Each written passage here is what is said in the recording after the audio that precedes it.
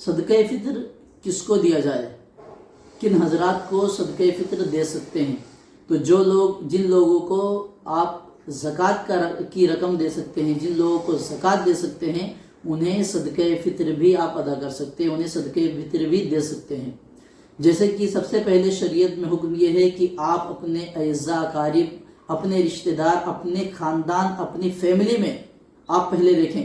देखें अगर आपका भाई ज़रूरतमंद है तो आप उसको सदक़े फ़ितर या ज़कात दे सकते हैं। अगर आपकी बहन ज़रूरतमंद है और माले की निसाब नहीं है तो आप उनको सदक़े फ़ितर और ज़कात दे सकते हैं। खाला हैं, खालू हैं, चाचा चाची हैं, मामू मामा मामी हैं, इस तरह जो भी आपके फैमिली मेम्बर्स ज़रूरतमंद हैं, अगर वो माली की निसाब नहीं है तो आप उनको सदक़े फ़ितर भी दे सकते हैं और ज़कात भी दे सकते हैं। ज़कात देते वक्त ये ज़रूरी नहीं है कि आप उनको ज़कात कहकर या सदक़े फ़ितर कहकर दें, बल्कि अगर आप अपने भाई की मदद करना चाहते हैं, अगर आपका भाई गरीब है, ज़रूरतमंद है, आप उसको अपने ज़कात का पैसा देना चाहते हैं, तो ये ज़रूरी नहीं कि आप उसको कहें कि लो आपको मैं ज़कात दे रहा हूँ, बल्कि आप ये कहकर दे सकते हैं कि ये आपकी ईदी है या आपके बच्चों की ईदी है, या पैसा लो और जाओ अपने बच्चों को शॉपिंग करवाओ, उनके ईद के लिए कपड़े लो। दिल में आपकी नियत होगी ज़कात की, तो ज़कात की अदायगी हो जाएगी। इसके दो फायदे होंगे, एक तो आपकी ज़कात की अदायगी हो जाएगी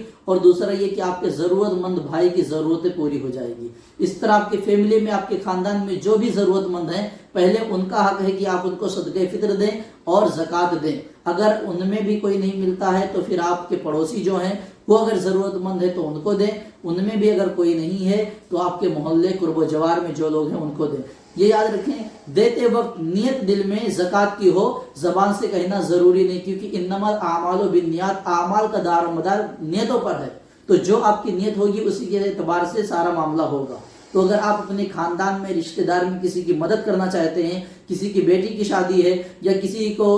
कोई मोहताज है, परेशान हाल है, किसी के यहाँ राशन पानी नहीं है या किसी के पास ईद के पहनने के कपड़े नहीं है उनके बच्चों के, तो आप अपने भाई को, अपने रिश्तेदार को ये कहकर दे सकते हैं कि आपके बच्चों की ईद के कपड़े के लिए है, ये पैसा लें, ये रकम लें और जाएं अपने बच्चों की ईद के कपड़े ले आएँ। इस तरह आपकी ज़कात की अदायगी हो जाएगी और आपके खानदान में, आपके फैमिली में, आपके भाई वगैरह की, आपके रिश्तेदारों की मदद भी हो जाएगी। तो इस तरह भी ज़कात की अदायगी हो सकती है, कोई हर्ज नहीं है। अगर आप गिफ्ट कहकर, ईदी कहकर या और कुछ कहकर, तोहफा वगैरह कहकर भी अगर आप देते हैं तो ज़कात अदा हो जाएगी, बस दिल में ज़कात की नियत होनी चाहिए।